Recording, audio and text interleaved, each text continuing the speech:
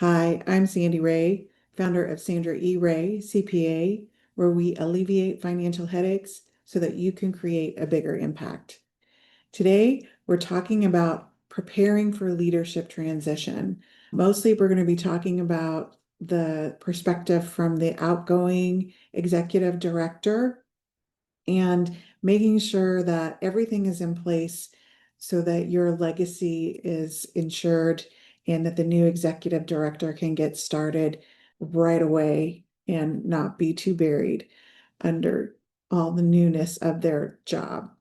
As any transition is difficult, but when it's the change in the executive director, it could really leave an organization vulnerable to all kinds of things slipping through the cracks, which we don't want to have happen.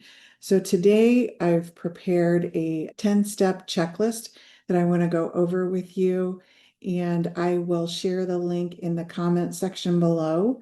And I will do that at the end of this presentation because I forgot to do it at the beginning. But we just want to make sure that when leadership changes, that uncertainty that the staff may feel, that funders may feel, our constituents, our board, that is minimized. We want to ensure a strong financial transition. We want it to be stable. We want to build trust with everyone, and we want to preserve the legacy that we've built during our time at that organization. So again, we're going to have 10 steps that we're going to go through that I recommend that you follow when passing the torch on to the new person. The first one is to make sure everything is finalized as much as possible.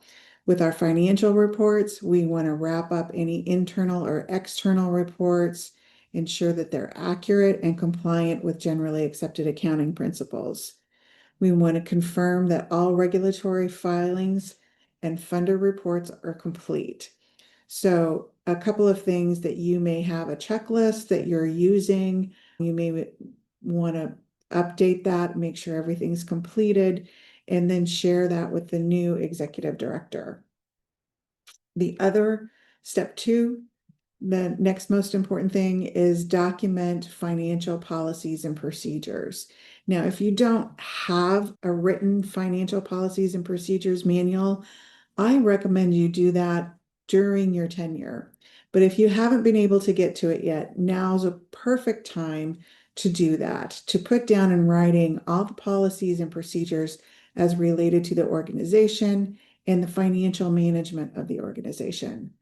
Make sure it's clear and make sure that you are covering all of those internal controls that ensure the safeguards against potential fraud or just misstatement of information in the accounting function.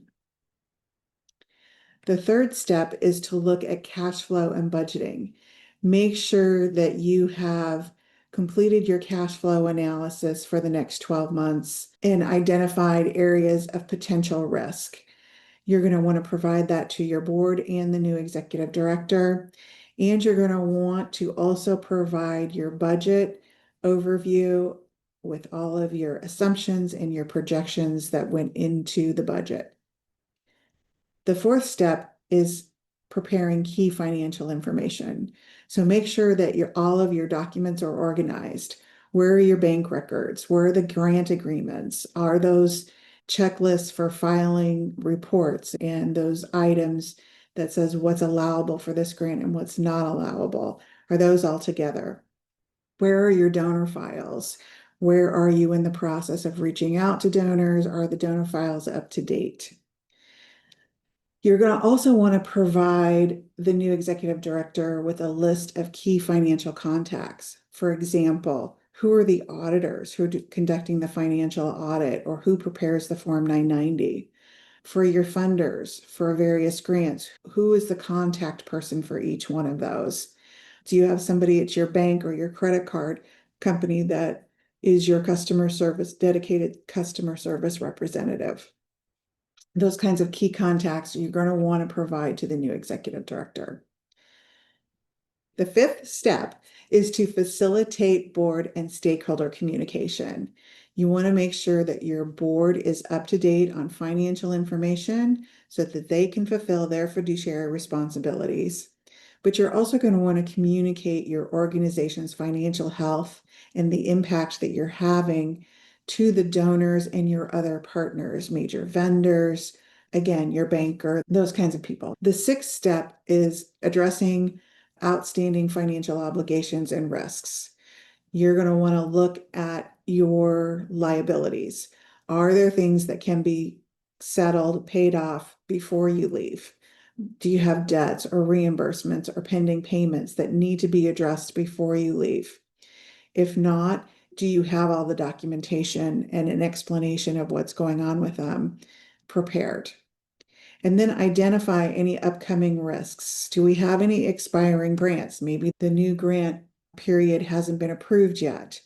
Do we have major expenses that are coming up that we need to identify? And are we anticipating any cash gaps in the next 12 months? Some things that we're going to want to address with the new executive director. The seventh step has to do with technology and access. You're going to want to make sure that you update your permissions for banking, payroll, and your accounting systems. You're going to want to provide access to the new executive director for that. You're also going to want to look at your backup and how your documents are stored. It's securely stored. What access does the new executive director need for that? Our eighth area is donor and funder continuity. There are some donors that you may want to personally notify of the change in executive director and the transition plan. And if it's an option, and if it's a big enough donor, you may want to personally introduce that new executive director. For all other donors, you're going to want to prepare communication that reassures them that this person will continue to support the mission as to the best of their ability, and that they are going to be accountable, and that the transition is going to go smoothly, and just to alleviate any fears that they may have.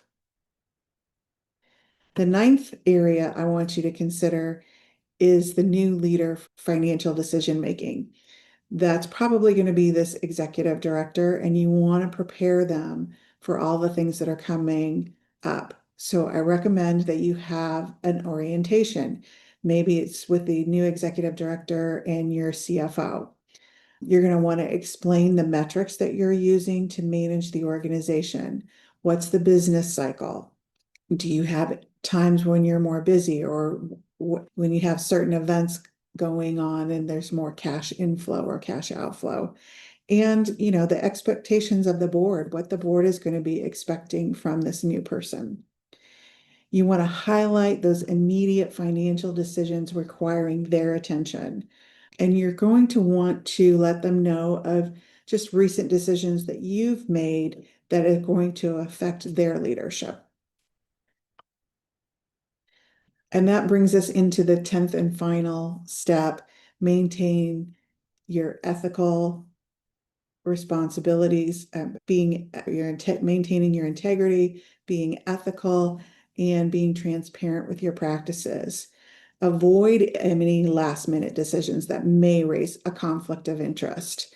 If you're leaving as the executive director and becoming a member of the board, you want to make sure that there's a clear cutoff, so that compensation that you're receiving isn't also reflected on you as a board member, if that's a voluntary position.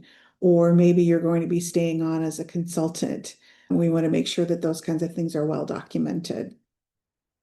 Keep a clear audit trail of approvals to protect both the outgoing and incoming leadership. So if there are some decisions that you have to make, you have to sign a contract, you have to sign a lease agreement or something like that, go ahead and do those, but make sure that you've documented those approvals, that you've talked to the board, that that yes, this is an obligation that you're signing for, that the board has approved. So to recap, smooth transitions are all about transparency, accountability, and preparation. Now, some of that preparation can be done before you even think about leaving the organization for whatever reason, but some has to wait until you're getting closer to the end. outgoing leaders can leave with confidence, knowing the organization is positioned for stability. And of course, we don't want to be involved with an organization and then find out that there was a stumbling block and that after your tenure through the transition, and that things didn't go smoothly and they're trying to recoup whatever the issue was. So really, it reflects well on us. I know I've said that a couple of times, but we're just as stakeholders ourselves in these organizations, we're so involved in their mission and we really want them to do well. So I would recommend that you follow these steps. So if you are an outgoing leader, or if you're working with an outgoing leader, you may want to start looking at this checklist and don't wait until the end. Again, preparation is key here. Schedule a planning session with your board or your finance team and apply these steps as quickly as you can. And like I said, when I'm done with the recording, I will share the link to the checklist. I hope this was helpful for you. If you have any questions on this or other topics, please put those in the comment section below. Of course, we always appreciate your likes. And thank you for joining me today.